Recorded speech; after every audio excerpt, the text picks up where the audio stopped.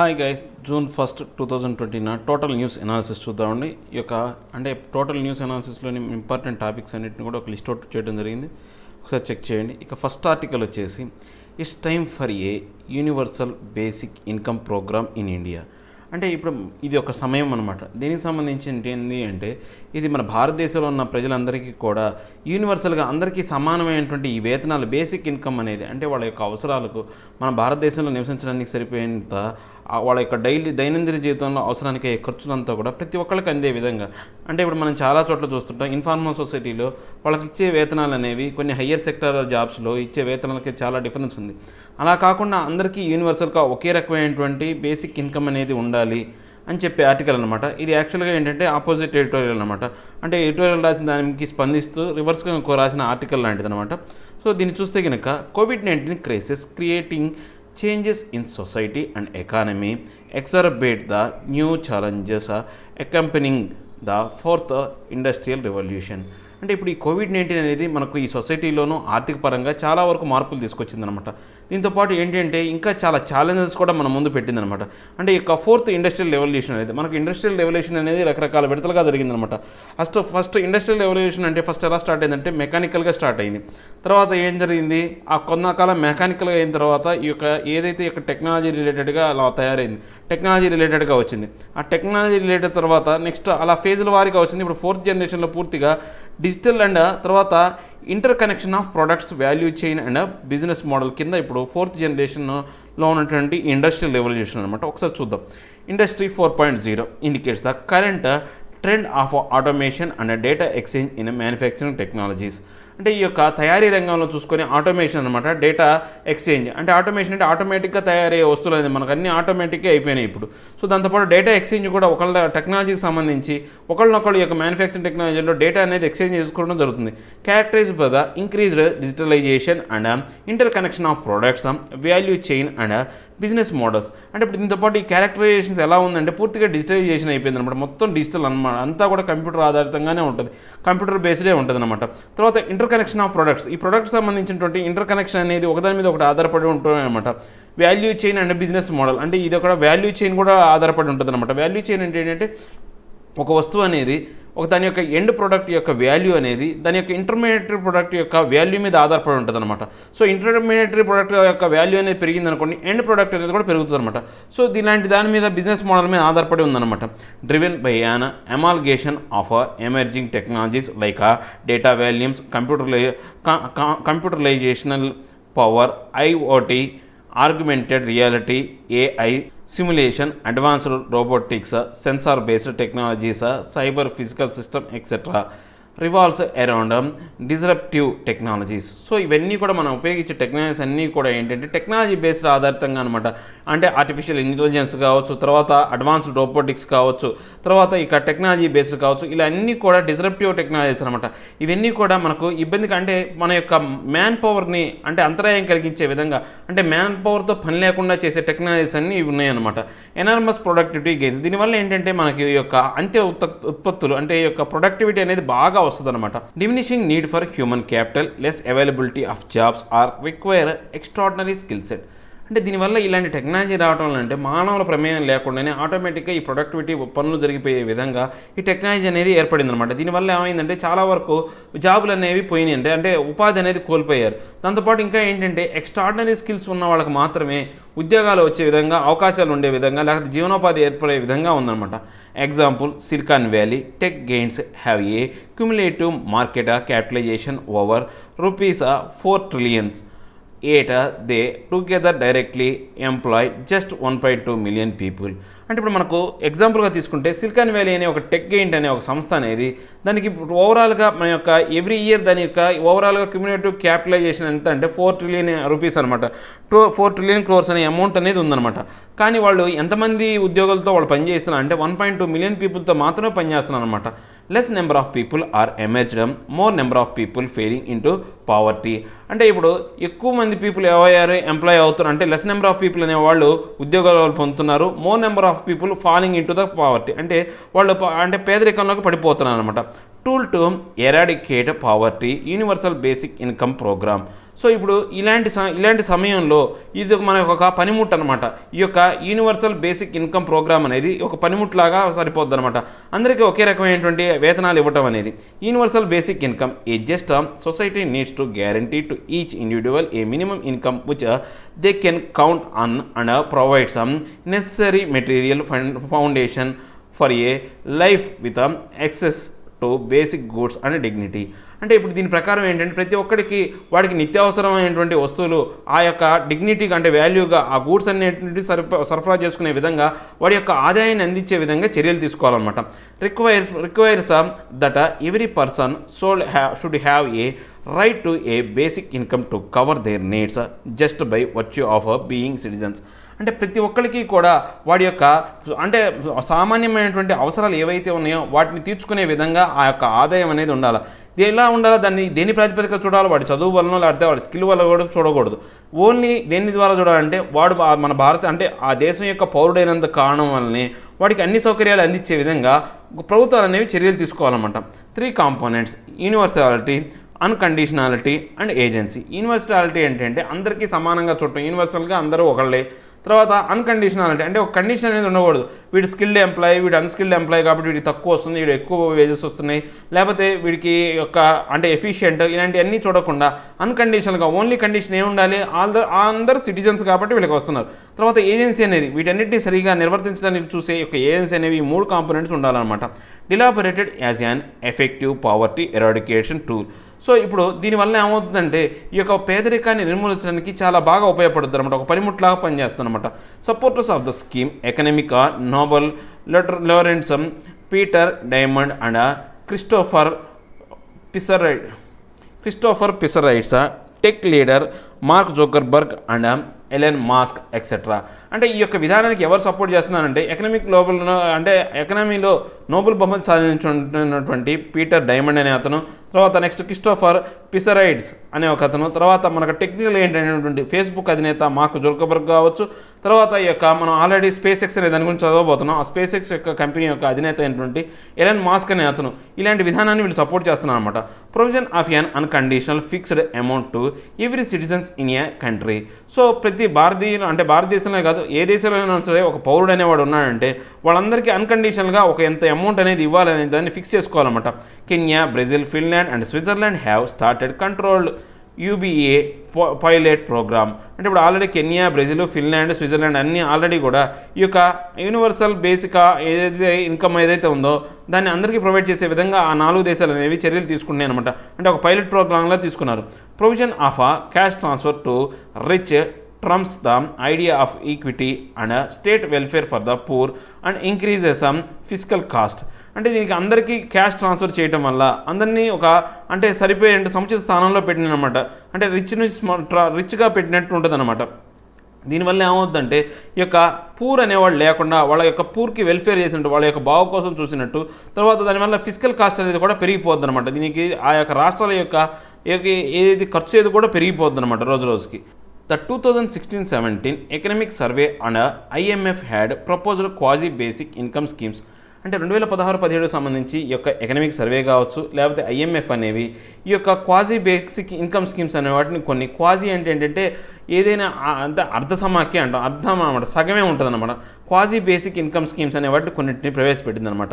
Leaves out the well of top quartile of the population. అంటే ఎవరైతే అంటే బడుగు వర్గాలు కాకుండా బలమైన వర్గాలు ఏవైతే ఉంటాయో వాళ్ళని ఇలాంటి విధానం నుంచి దూరంగా పెట్టాలి. 2016-17 economic survey calculated the physical cost. 2016-17 ప్రకారం ఈ యొక్క ఎకనామిక్ సర్వే ప్రకారం ఆర్థికపరమైనటువంటి ఈ యొక్క ఖర్చు అనే దాన్ని లెక్కేయాలన్నమాట. After adjusting to inflation 7,620 per year for an individual for 2016 and 17. అంటే ఇప్పుడు మనం అడ్జస్ట్మెంట్ చేయాలి, వాళ్ళకి సంవత్సరానికి 7,620 రూపాయలు పర్ పర్సన్ పర్ ఇయర్కి వాళ్ళకి ఇచ్చే విధంగా అడ్జస్ట్మెంట్ అనేది తీసుకురావాలి. At target quasi universality rate of 75%, the physical cost amounted to 4.9% of the GDP. So మనం ఈ టార్గెట్ ఏంటంటే ఈ యొక్క యూనివర్సాలిటీ అంటే కనీసం సగాన్నైనా కానీ బ్యాలెన్స్ చేసే విధంగా ఆ రేట్ ఎంతవరకు ఉండాలా, 75% రేట్ వరకు ఉండాలా. నెక్స్ట్ ఫిజికల్ కాస్ట్ అమౌంట్ అనేది మనం దగ్గర చూసుకుంటే దీనికి అయ్యే ఖర్చు అనేది 4.9% ఆఫ్ ది జీడిపి ఖర్చు అవుతుంది అనమాట. Next డీజూర్ universality, de facto quasi university అంటే ఈ యొక్క యూనివర్సిటీని చూడాలా. డిఫాక్టో అంటే దానికి సమానంగా ఏంటంటే అందరికీ సమానం, కనీసం సగం మందికైనా సమానంగా వచ్చే విధంగా ఈ యొక్క అంశాలు అనేవి మనకు 2016-17 ఎకనామిక్ సర్వేలో క్యాలిక్యులేషన్ ప్రకారం చెప్పారనమాట. Next lack of political will due to cost అంటే ఈ యొక్క విధానం ఎందుకు అమల్లోకి రావట్లేదు అంటే ఈ యొక్క రాజకీయపరమైనటువంటి దీని యొక్క దృష్టి దీని మీద లేదనమాట. ఎందుకని ఈ యొక్క ఖర్చుతో కూడుకుంది కాబట్టి. Others view, COVID-19 crisis seems to be the best time to implement UBI. ఇప్పుడు ఆధార్ ఏం చెప్తున్నాడంటే ఈ COVID-19 క్రైసిస్ అనేది ఇప్పుడు మనం చూడడానికి ఈ యొక్క యూనివర్సల్ బేసిక్ ఇన్కమ్ అనే దాన్ని అమలు చేయడానికి సరైన సమయం అనమాట. Reasons, IMF projected global growth in 2020 is -3.0%. India is projected to grow at 1.9%. IMF అనేది అంటే ఇంటర్నేషనల్ మానిటరీ ఫండ్ అనేది ఏదైతే ఉందో అది 2020కి సంబంధించి ప్రపంచవ్యాప్తంగా ఈ యొక్క గ్లోబల్గా గ్రోత్ అనేది -3.0% అని చెప్పిందనమాట. కానీ ఇండియాలో ప్రొజెక్టెడ్ గ్రోత్ అనేది 1.9%గా ఉందన్నమాట. Unemployment rate will increase. ఇప్పుడు ఏమవుతుంది, దీనివల్ల ఏమవుతుంది, ఎప్పుడైతే ఈ యొక్క ఆర్థికంగా అభివృద్ధి లేకపోవటం వల్ల ప్రపంచ దేశాల్లో ఏంటంటే ఈ యొక్క నిరుద్యోగత అనేది ఏర్పడుద్ది అనమాట. Continuation of lockdown in some format informal sector work force and migrant labours will affected.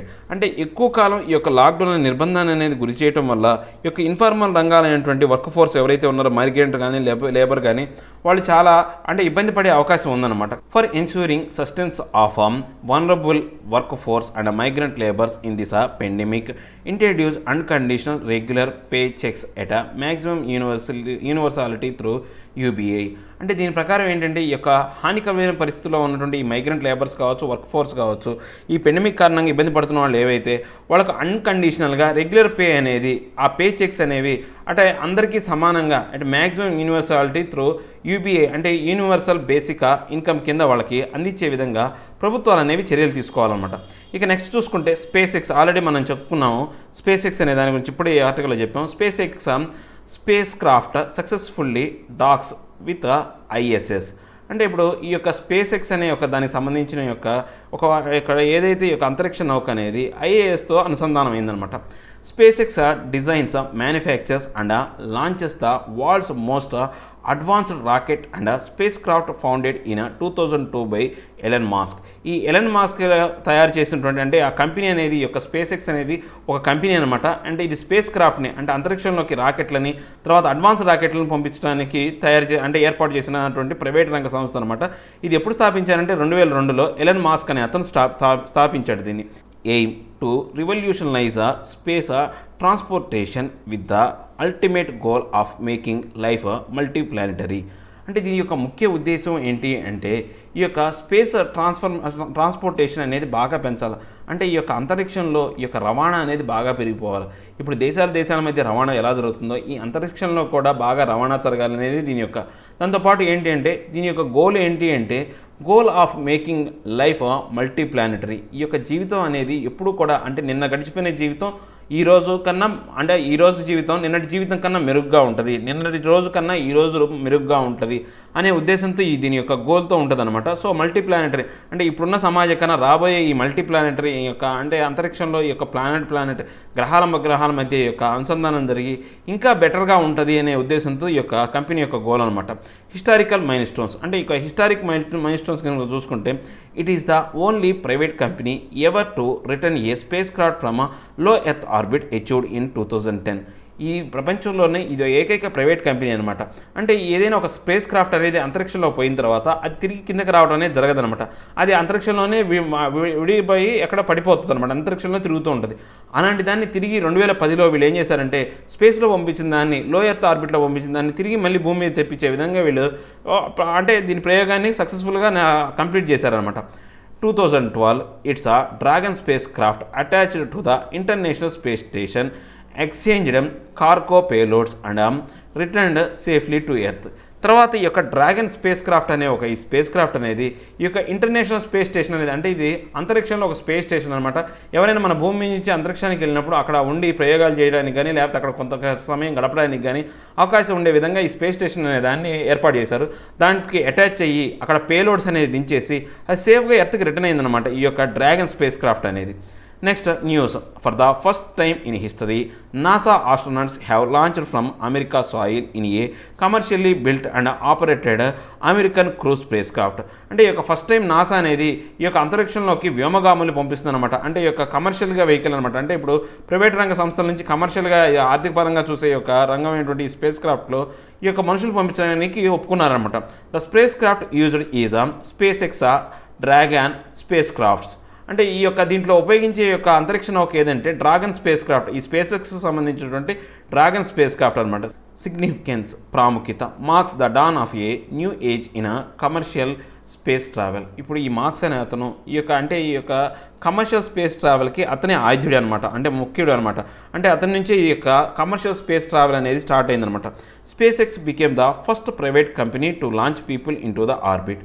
అంటే ఇప్పుడు ఈ స్పేస్ ఎక్స్ కంపెనీ అనేది అంటే ప్రజల్ని అంటే ఫస్ట్ టైం అంటే ఒక మనుషుల్ని అంతరిక్షంలోకి తీసుకోవడానికి ఉపయోగపడే ఒక ఏదైతే యంత్రాలు ఏవైతే ఉన్నాయో ఆ యంత్రాలను తయారు చేసే ప్రైవేట్ కంపెనీగా ప్రపంచంలో నిలబడింది అనమాట డ్రాగన్ స్పేస్ క్రాఫ్ట్. ఈ యొక్క డ్రాగన్ స్పేస్ క్రాఫ్ట్ గురించి చూద్దాం.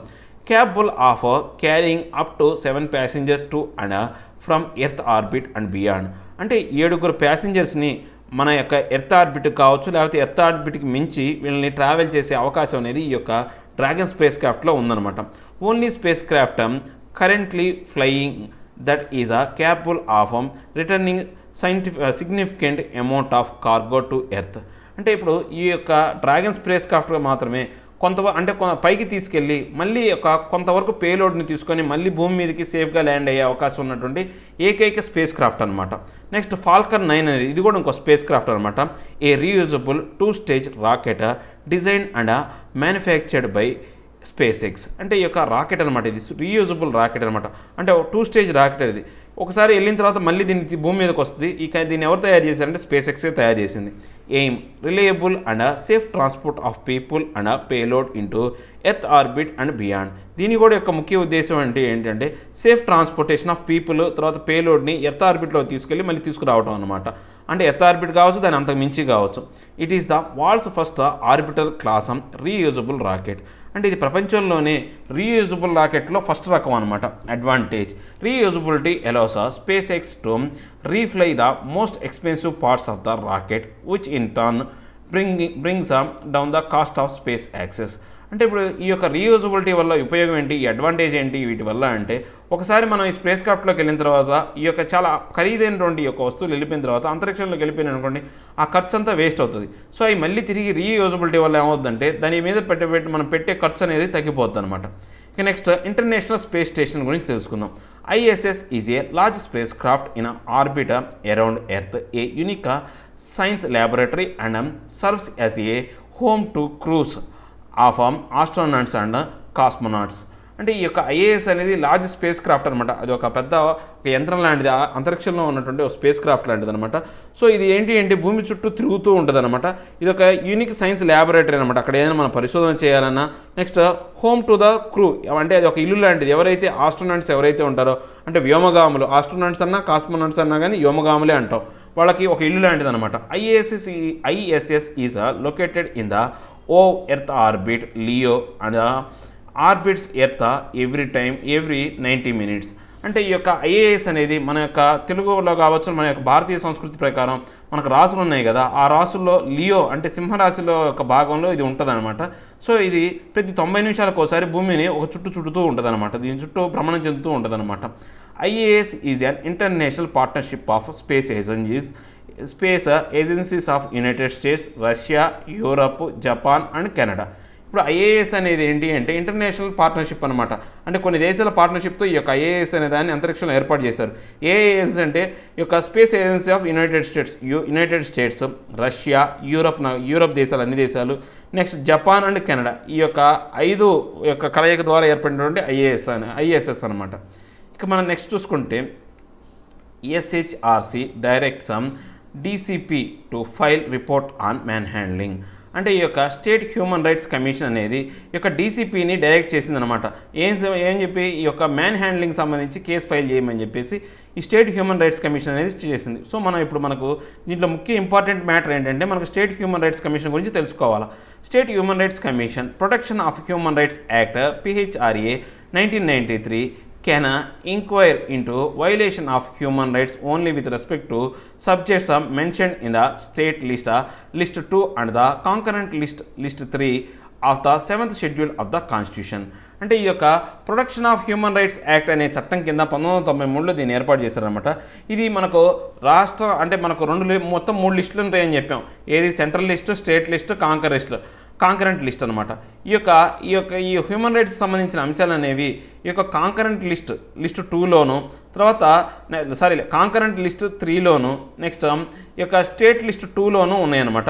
సో ఇది 7th షెడ్యూల్ ఆఫ్ ద కాన్స్టిట్యూషన్లో ఇది పొందుపరచబడింది అనమాట. కంపోజిషన్ ఆఫ్ SHRC అంటే ఇప్పుడు ఎలా ఈ యొక్క SHRC అనేది ఏర్పడుతుందో చూద్దాం. Chairman A retired chief justice R judge of high court. దీనికి చైర్మన్గా ఎవరు ఉంటారంటే ఈ యొక్క రిటైర్డ్ చీఫ్ జస్టిస్ కానీ జడ్జి లేదా ఇప్పుడు ప్రస్తుతం ఉన్న జడ్జి, హైకోర్టు జడ్జి అనే అతను ఏ రాష్ట్రానికి అయితే ఉంటారో వాళ్ళు చైర్పర్సన్గా ఉండొచ్చు అనమాట. దాంతోపాటు ఇంకో 2 మెంబర్స్ ఉంటారు. A serving or retired judge of high court or a district judge in the state with a minimum of 7 years of experience as a direct judge. అంటే ఇప్పుడు ప్రస్తుతం పదవిలో ఉన్న లేదా రిటైర్డ్ అయినటువంటి హైకోర్టు జడ్జి అయినా అయి ఉండొచ్చు, లేదా డిస్ట్రిక్ట్ జడ్జి ఎవరైతే ఉన్నారో అతనికి 7 సంవత్సరాల యొక్క అనుభవం కలిగి ఉండాలి ఈ యొక్క డిస్ట్రిక్ట్ జడ్జిగా. A person having knowledge or practical experience with respect to human rights. అంటే ఇతనికి ఇంకో వ్యక్తి ఎవరు ఉండాలంటే ఈ యొక్క హ్యూమన్ రైట్స్ గురించినటువంటి ప్రాక్టికల్ నాలెడ్జ్ కానీ ఎక్స్పీరియన్స్ కానీ కలిగిన వ్యక్తిని ఈ యొక్క 2వ మెంబర్గా తీసుకుంటారనమాట. Appointed by the governor. ఇతను ఎవరు అపాయింట్ చేస్తారు అంటే గవర్నర్ అపాయింట్ చేస్తారు, ఈ చైర్మన్ కావచ్చు. On the recommendation of A committee the chief minister as it's head. అంటే ఇప్పుడు ఈ యొక్క కమిటీ యొక్క రికమెండేషన్స్ ప్రకారం దీని హెడ్ ఎవరు ఉంటారంటే చీఫ్ మినిస్టర్ ఉంటాడు. The state home minister, the speaker of the legislative assembly, the leader of the opposition in the legislative assembly. అంటే ఎవరైతే ఈ యొక్క కమిటీ రికమెండేషన్ ప్రకారం చీఫ్ మినిస్టర్ అయినా ఉండొచ్చు, హోమ్ మినిస్టర్ అయినా ఉండొచ్చు, speaker of the legislative assembly అయినా ఉండొచ్చు, leader of the opposition party in the legislative assembly అయినా ఉండొచ్చు. If bicameral legislation includes the chairman of the legislative council, the leader of opposition in the council. ఒకవేళ మనకు ఏదైనా రాష్ట్రంలో ద్వంద్వ అయినటువంటి ఈ యొక్క చట్టసభలు కనుక అంటే 2 చట్టసభలు కనుక ఉంటే దానికి సంబంధించిన కౌన్సిల్కి సంబంధించిన చైర్మన్ కానీ లేకపోతే అపోజిషన్ లీడర్, ఆ కౌన్సిల్లో ఉన్నటువంటి అపోజిషన్ లీడర్ అయినా కానీ చైర్మన్గా ఈ యొక్క కంపెనీ యొక్క చైర్మన్గా ఉండొచ్చు, ఈ యొక్క కమిటీ యొక్క చైర్మన్గా. The chairman and members had hold office for a term of 3 years or until they attain the age of 70 years, whichever is earlier and eligible for reappointment. అంటే ఇప్పుడు ఎవరైనా కానీ ఈ యొక్క చైర్మన్ కానీ 2 మెంబర్స్ అనేవాళ్ళు ఉంటారు కదా, వాళ్ళ యొక్క వయోపరిమితి అనేది 70 సంవత్సరాలైనా ఉండాలి. నెక్స్ట్ వాళ్ళకి యొక్క టైం అనేది అంటే వాళ్ళ యొక్క వర్కింగ్ టైం అనేది 3 years ఉండొచ్చు అనమాట. మళ్ళీ వాళ్ళని రీఅపాయింట్మెంట్ చేసుకునే అవకాశం కూడా ఉంటుంది అనమాట.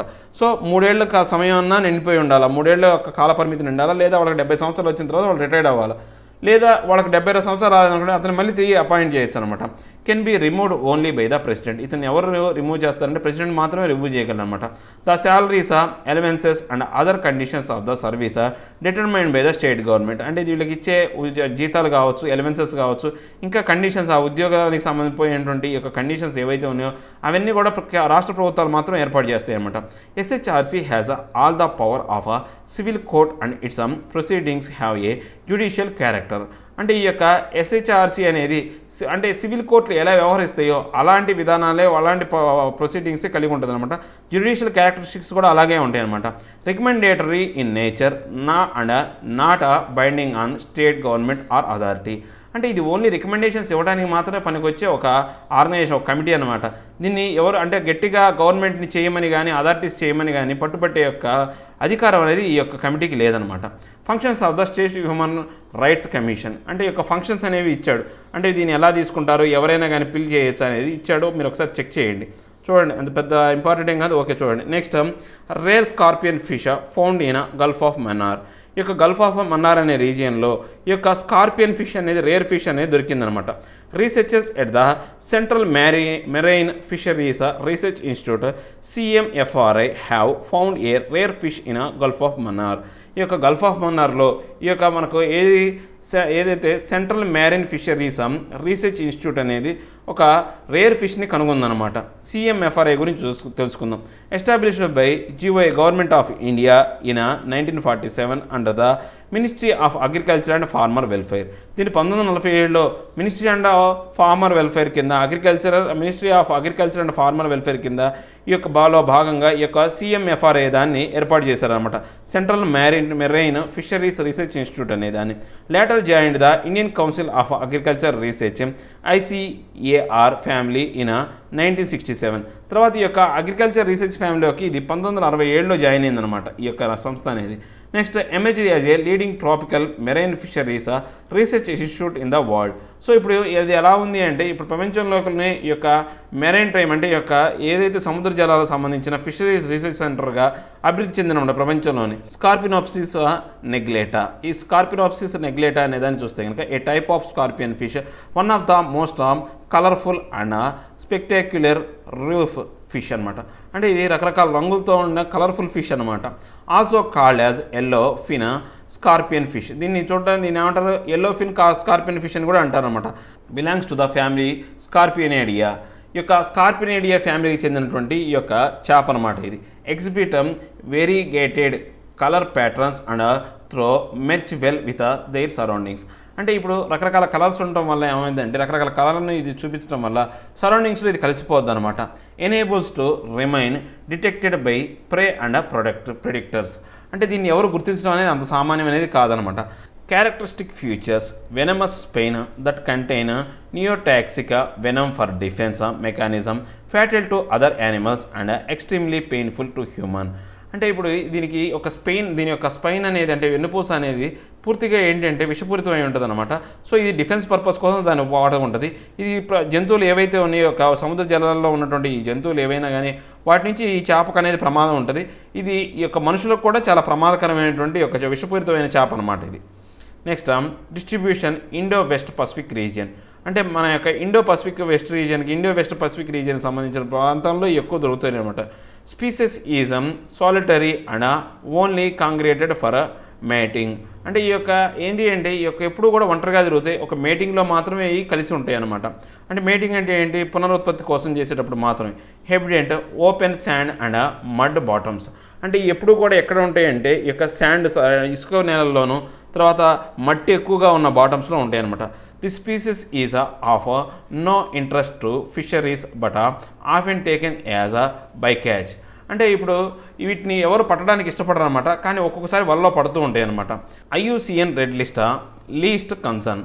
అంటే ఇప్పుడు ఇది రెడ్ లిస్ట్లో ఉన్న చేప అయినప్పటికీ దీని మీద ఎక్కువగా ప్రాధాన్యత ఇవ్వరు, ఎందుకని ఇది విషపూరితమైంది కాబట్టి లీస్ట్ కన్సర్న్ అనమాట దీనికి. ఇక నెక్స్ట్ మనం చూస్తే కనుక PM Modi to share his vision with Indian ఐఎన్సీకి సంబంధించి ఆయన తన యొక్క అభిప్రాయాన్ని షేర్ చేసుకున్నాడు అనమాట.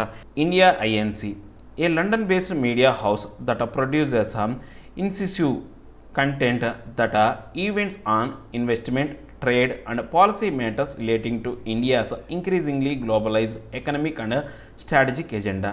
ఒక లండన్ బేస్డ్ అయినటువంటి ఈ యొక్క మీడియా సంస్థ అనేది భారతదేశం గురించి, గ్లోబలైజ్డ్ ఎకానమీ గురించి, స్ట్రాటజిక్ ఎజెండా గురించి వాళ్ళు రాశారనమాట. సో ఈ యొక్క INCకి సంబంధించిన పబ్లికేషన్ ఏంటి అంటే ఇండియన్ గ్లోబల్ బిజినెస్ అనేది దీని యొక్క పబ్లికేషన్ అనమాట. అంటే ఈ యొక్క ఇండియన్ INCకి సంబంధించిన వార్తలన్నీ కూడా ఈ యొక్క ఇండియన్ గ్లోబల్ బిజినెస్ ద్వారానే వెలువడతాయి అనమాట. Organises several high impact events such as UK India week 2019. అంటే ఈ యొక్క ఇండియన్ INC అనేది భారతదేశానికి ఈ యొక్క UKకి మధ్య వీక్ 2019 అనే చాలా ఈవెంట్స్ అనే దాన్ని జరిపే విధంగా చూసిందనమాట. Founded in 2011 by strategist and entrepreneur Manoj Ladwa. దీన్ని 2011లో మనోజ్ లాద్వా అనే అతను దీన్ని నిర్మించాడనమాట, ఏర్పాటు చేశాడు. Next federation of Indian industry a non government not for profit industry led and industry managed organisation found in 1895. అంటే సిఐఐ అంటే ఏంటంటే ఫౌండేషన్ ఆఫ్ ఇండియన్ ఇండస్ట్రీ అనేది దీని యొక్క అబ్రివేషన్ అనమాట. ఇది నాన్ గవర్నమెంట్ ప్రభుత్వ రంగానికి సంబంధించింది కాదు, నాట్ ఫర్ ప్రాఫిట్, ఇది ఆదాయం కోసం పెట్టింది కాదు. Industry led and industry managed organisation, అంటే ఇండస్ట్రీయే దీన్ని అంటే దీని యొక్క పనులన్నీ కూడా ఇండస్ట్రీ చేస్తుంది. ఇది పూర్తిగా దీన్ని మేనేజ్ చేసేది కూడా ఇండస్ట్రీనే అనమాట. సో ఈ యొక్క ఆర్గనైజేషన్ అనేది 1895లో ఏర్పాటు చేశారు. అంటే మనకు స్వతంత్రం రాకముందే దీన్ని ఏర్పాటు చేశారనమాట. Objective to create and sustain conducive environment for the development of India. ఇది ఎందుకు దీని యొక్క ఉపయోగం అంటే దీని యొక్క లక్ష్యం ఏంటి అంటే భారతదేశంలో అభివృద్ధికి ఉపయోగపడే విధంగా అంటే ఆ యొక్క ఎన్వైరన్మెంట్ని క్రియేట్ చేయడమే దీని యొక్క ముఖ్య ఉద్దేశం. By partnering with various stakeholders such as industry, government and civil society. అంటే మన భారతదేశంలో భాగస్వామ్య పార్ట్నర్షిప్లుగా పెట్టేవాళ్ళని అంటే యొక్క రకరకాలైనటువంటి పెట్టుబడిదారులు ఎవరైతే ఉన్నారో ఇండస్ట్రీ పరంగా, గవర్నమెంట్ పరంగా, సివిల్ సొసైటీ పరంగా పెట్టుబడి పెట్టే వాళ్ళందరినీ కూడా దీని యొక్క వాళ్ళని ఏర్పాటు చేయడమే దీని యొక్క లక్ష్యం అనమాట. 5 priority areas: employment generation, rural urban connect, energy security, environmental sustainability and governance. అంటే దీంట్లో ముఖ్యంగా 5 రంగాలకు వీళ్ళు ప్రాధాన్యత ఇస్తారనమాట. దీనికి సంబంధించి ఎంప్లాయ్మెంట్ జనరేషన్కి అంటే ఉద్యోగాలను ఏర్పరచడం కోసం, రూరల్ అర్బన్ కనెక్ట్ అంటే ఈ యొక్క గ్రామాలని పట్టణాలని కనెక్ట్ చేసే విధంగా ఈ యొక్క కనెక్షన్ గురించి, తర్వాత ఎనర్జీ సెక్యూరిటీ అంటే ఈ యొక్క శక్తి వనరులకు సంబంధించినటువంటి భద్రతకు సంబంధించి, ఎన్వైరన్మెంటల్ సస్టైనబిలిటీ అంటే ఈ యొక్క ఏదైతే వాతావరణాన్ని కాపాడడం గురించి, అండ్ గవర్నెన్స్ సస్టైనబిలిటీ కాపాడడం, దాన్ని పాలించడం సంబంధించి దీని యొక్క ముఖ్య ఉద్దేశం అనమాట. నెక్స్ట్ మనం చూసుకుంటే కనుక Bihar ask centre to bear entire cost of schemes.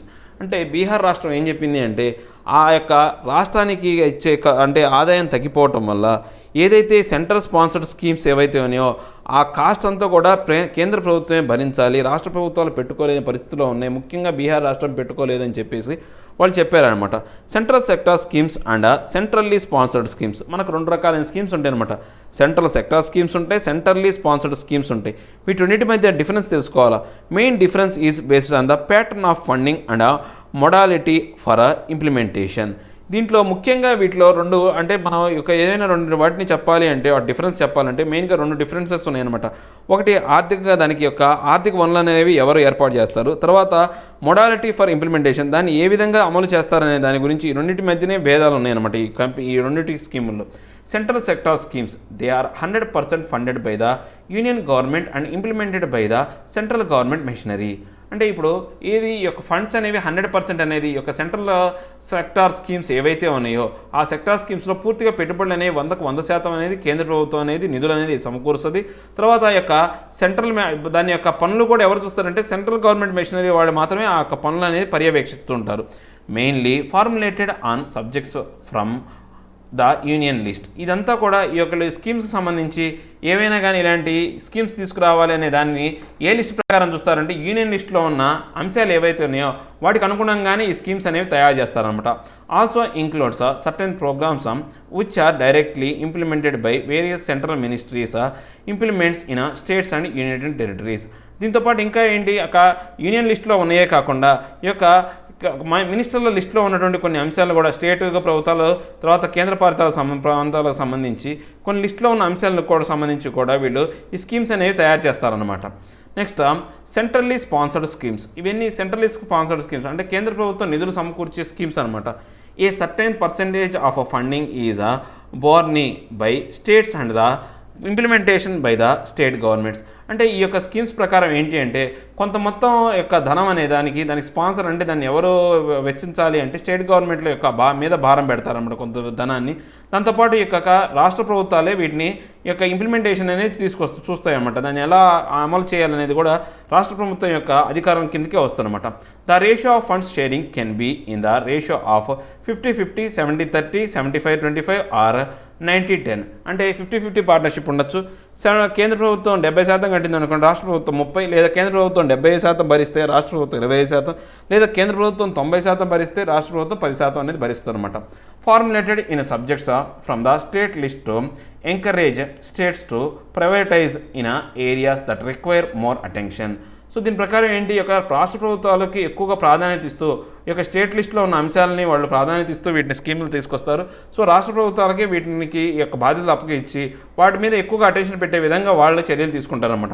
In 2016 they were rationalised and restructured based on the recommendations of the subgroup of chief ministers.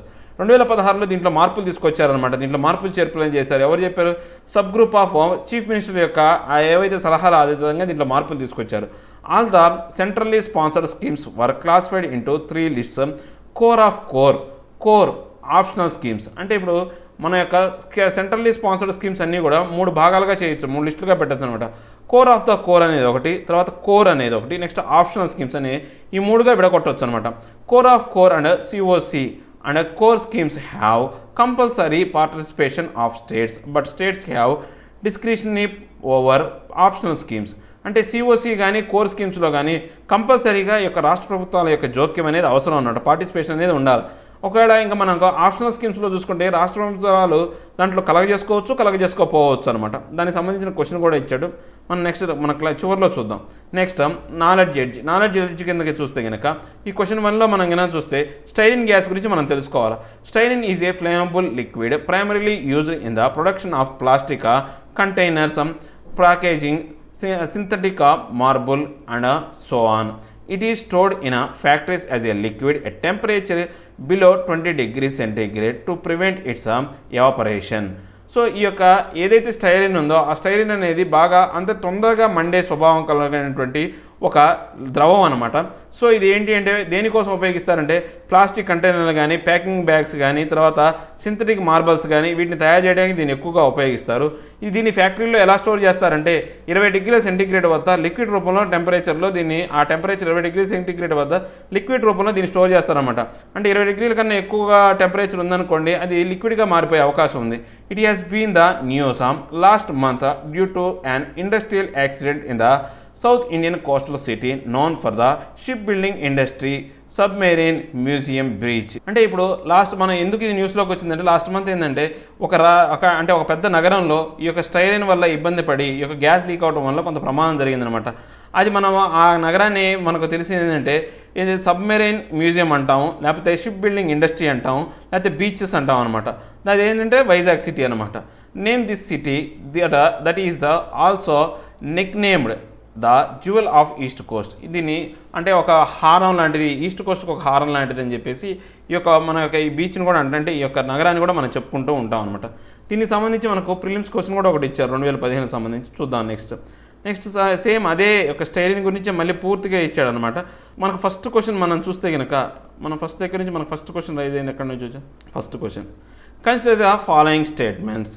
The core of the core schemes are the category of centrally sponsored schemes which mandates compulsory participation of the states. మనకు core of core అనేది ఒకటి, core ఒకటి, optional. ఈ మూడు అనేవి మూడు భాగాలు అనమాట. ఏది ఈ యొక్క సెంట్రల్లీ స్పాన్సర్డ్ స్కీమ్స్లో కోర్ ఆఫ్ కోర్ స్కీమ్స్ అనేవి ఖచ్చితంగా యొక్క స్టేట్ గవర్నమెంట్ యొక్క జోక్యం అనేది అవసరం. Centrally sponsored schemes, so participation of states అనేది అవసరం. ఇది కరెక్టే, right option. Atal Bhujal Yojana and MGNREGA programme are some of the core schemes. So ఇవి core of the core schemes సంబంధించింది కాదు, ఇవి కూడా సెంట్రల్లీ స్పాన్సర్డ్ స్కీమ్ కాదు, సెంట్రల్ స్కీమ్స్ ఇవన్నీ కూడా. సో మనం దీంట్లో చూసుకుంటే దీని ఆప్షన్ వచ్చేసి ఫస్ట్ ఆప్షన్. నెక్స్ట్ మనం చూస్తే కనుక prelims with reference to the fly ash produced by the power plants using the coal as fuel which of the following statement are correct. అంటే ఇప్పుడు మనకు స్టీరియన్కు సంబంధించింది కదా. సో స్టీరియన్ లానే మనకు ఈ యొక్క ఫ్లై యాష్ అనే దాని గురించి కొన్ని క్వశ్చన్లు ఇచ్చారు 2015లో ఇచ్చారనమాట. సో ఇలానే ఇప్పుడు స్టైరిన్ గురించి కూడా అవగలిగే అవకాశం ఉందని చెప్తున్నారు. Fly ash can be used in the production of bricks for building construction, right option. Next, fly ash can be used as a replacement for some of the Portland cement contents of concrete. అంటే Portland సిమెంట్లో ఈ యొక్క fly యాష్ని ఏం చేస్తారంటే ఒక cement లాగా వాడతారనమాట.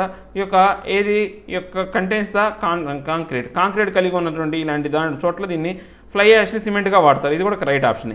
The fly ash is made up of silicon dioxide and calcium oxide only and does not contain any toxic elements. కానీ toxic elements ఉంటాయి దాంట్లో. ఇది రాంగ్ ఆప్షన్ అనమాట. సో మనం ఇలా చూస్తే మనకు first and second is the right options. So next మనం చూస్తే which of the following best describes styrene గురించి కరెక్ట్గా చెప్పే కొన్ని స్టేట్మెంట్లు మనం కనిపెట్టమన్నాడు. It is a flammable liquid. So ఇది మండే స్వభావం గలది. It is used primary in the production of plastic containers, packaging, synthetic marbles. Yes, ఈ యొక్క production of plastic containers, packaging, తర్వాత సింథటిక్ మార్బల్స్ తయారు చేయడానికి ఉపయోగిస్తాం. It is stored in factories at temperature below 20 degrees Celsius to prevent it's evaporation. అంటే ఇది వాయు రూపంలో మారకుండా ఉండటం కోసం దీన్ని 20 డిగ్రీల లోపు టెంపరేచర్లో దీన్ని స్టోర్ చేస్తారన్నమాట. ఇది కూడా correct option. So all of the above is the right option. ఇక మనం నెక్స్ట్ క్వశ్చన్స్ చూసుకుంటే, with reference to the scorpion fish some times seen in news, consider the following statement. They have a characteristic features of venomous spine for defensive mechanism. Yes, అది దాంట్లో స్పైన్లో అనేది దానికి విషయం అనేది ఉంటుంది అనమాట. సో ఇది డిఫెన్స్ మెకానిజం, దాన్ని తాను కాపాడుకోవడం కోసం ఈ యొక్క డిఫెన్స్ మెకానిజం ద్వారా ఇది ఉంటుంది. It is listed as a critically endangered by the IUCN red list of the threatened species. So ఈ యొక్క ప్రమాదకరమైన స్థితిలో ఉన్నటువంటి ఈ యొక్క థ్రెటెన్డ్ స్పీసెస్ లిస్ట్లో అనేది ఇది ఉందన్నమాట. రెడ్ లిస్ట్లోనే ఉంది ఇది. అంటే కానీ దీనికి లీస్ట్ కన్సర్న్ కింద ఇచ్చారనమాట. సో థ్రెటెన్డ్ స్పీసెస్లో ఉంది. సో ఇది బోత్ 1 and 2 లీస్ట్ కన్సర్న్ అయినప్పటికీ కూడా ఇది రెడ్ లిస్ట్లోనే ఉంది, both 1 and 2. Consider the following statement. The core of the core schemes are a category of centrally sponsored schemes which mandates compulsory participation. ఇది already మనం ఇందాక చూసాం, ఇది రైట్ ఆప్షను. సో ఇది రాంగ్ ఆప్షన్ ఈ ప్రాక్టీస్. ఓకే, నెక్స్ట్ మనం consider the following statement with reference to the state human rights commission. It is a constitutional body for the promotion and protection of human rights. ఇది constitutional body కాదు, ఇది human rights చట్టం కింద 1993 యొక్క act కింద ఏర్పాటు చేసినటువంటి ఇది ఒకటి, ఈ యొక్క హ్యూమన్ రైట్స్ కమిషన్ అనమాట. The orders of the SHRC are legally binding on appropriate state government. అంటే ఇప్పుడు దీని కింద ఈ యొక్క ఏదైతే ఇదంతా కూడా అడ్వైజరీ బాడీ. సో దీని మీద చెప్పే ఆర్డర్స్ ఏవైతే ఉన్నాయో అవి పాటించాల్సిన అవసరం లేదు. అంతేగాని ఇక్కడ లీగల్లీ బైండింగ్ అన్నాడు. గవర్నమెంట్ అనేవి రాష్ట్ర ప్రభుత్వాలు అనేవి దానికి కట్టుబడి ఉండాలని చెప్తున్నాడు. సో ఇది కూడా రాంగ్ ఆప్షనే. సో మనకు ఆన్సర్ వచ్చేసి నైదర్ 1 nor 2. మనం నెక్స్ట్ చూసుకుంటే consider the following statement with reference to the confederation of Indian industry. So CIR గురించి మనం చూద్దాం. It is an non government not for profit industry led and industry managed organisation. Yes, ఇది కరెక్టే. It was established before Indian independence and aim to create and sustain the environment conducive to the development of India by partnering industry, government and civil society. ఇది ఎప్పుడు establish చేశారు అంటే స్వతంత్రం రాకముందు, అంటే 1895లో దీన్ని ఏర్పాటు చేశారు. అంటే మనకు అప్పుడు ఇంకా స్వాతంత్ర్యం రాలేదు. సో ఈ యొక్క గవర్నమెంట్ సంబంధించిన అన్ని అంశాలు ఉన్నాయి. సో బోత్ 1 and 2 దీనికి సంబంధించిన ఆప్షన్. నెక్స్ట్ మనం చూసుకుంటే కనుక consider the following statement. The international space station is a large spacecraft located in the low Earth orbit and orbits Earth every 90 minutes. Same correct. 90 minutesకి ఒకసారి అది భూమి చుట్టూ ప్రదక్షిణలు చేస్తూ ఉంటుంది. సో ఇది ఒక లో ఎర్త్ ఆర్బిట్ కింద ఉందన్నమాట స్పేస్ క్రాఫ్ట్ అనేది. Recently the dragon space craft of SpaceX became the first private space craft to take human to the international space station. ఇది కూడా కరెక్టే. సో ఇది కూడా రైటే కాబట్టి బోత్ 1 and 2. ఇవండి ఈ రోజున హిందూలోని టోటల్ న్యూస్ అనాలిసిస్. నా ఎక్స్ప్లెనేషన్ మీకు నచ్చినట్లయితే లైక్ చేయండి, షేర్ చేయండి. మీరు ఏదైనా చెప్పాలి అనుకుంటే కింద కామెంట్ రూపంలో తెలియజేయండి. ఇంకా సబ్స్క్రైబ్ అవ్వడం ఏమైనా ఉంటే సబ్స్క్రైబ్ అవ్వండి. Thank you very much.